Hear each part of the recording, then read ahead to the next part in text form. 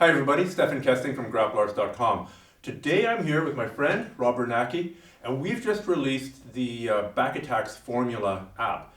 When we released that, we said that we would answer questions related to the material, and so that's what we're doing today. We're going through the emails I've received from my newsletter, my email newsletter list, and we're going to start answering these questions one by one.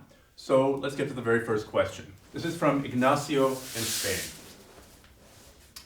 So he thanks us for the work that we did on the app. We'll get right to the question. When performing the rolling back attack, I've realized that Rob simply gets into the right position and then rolls. However, wouldn't making a triangle with the leg make the transition more secure?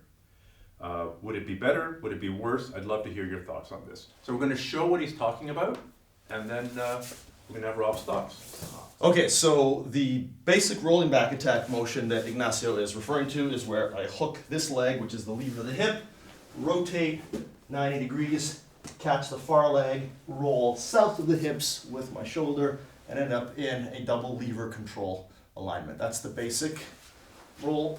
And the question that he's bringing is you notice I'm only hooking Stephan's leg with my right leg. Why don't I triangle my legs here? There's two ways that I can do this.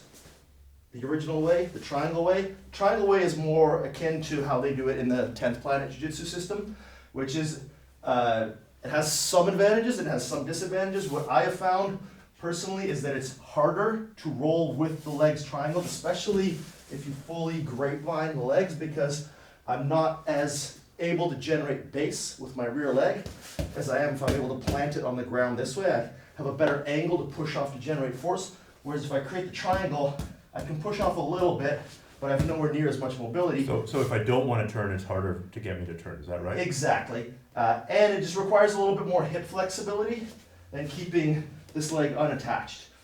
So the upside is your grip, once you roll, if you're inclined to use the lockdown style control, is much greater. And it can be more difficult in some ways for your partner to mobilize the leg. But again, if I want to push against this lever, the reason I prefer the original method is right now my left leg is not capable of pressing. I'm trying to press against the lever to Stephan's hip with my right leg, doing like a hamstring curl motion.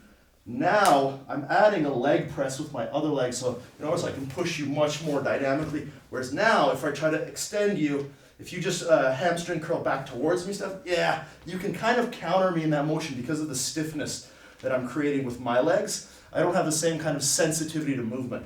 So that's why I prefer this as opposed to the triangle. People who are very proficient with the leg triangle are very effective with it, so I would never say that it's wrong. It's just depending on your leg dexterity and your hip flexibility, you may prefer this method, which is why I prefer it. I don't have the same amount of hip flexibility that a lot of practitioners do. So you're saying the leg triangle method offers greater control, requires greater flexibility, and has less power to roll. The other method is... I wouldn't say greater control, I would say greater grip.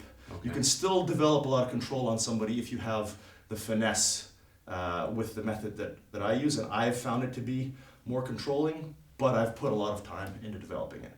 So I would say more grip, definitely greater control. Maybe I'm being a little bit like semantic here, but I don't feel like it offers better control. It's a different form of control. So once again, if I'm hooking, turning, I can push off more to generate more momentum into the roll and to finish with the original version.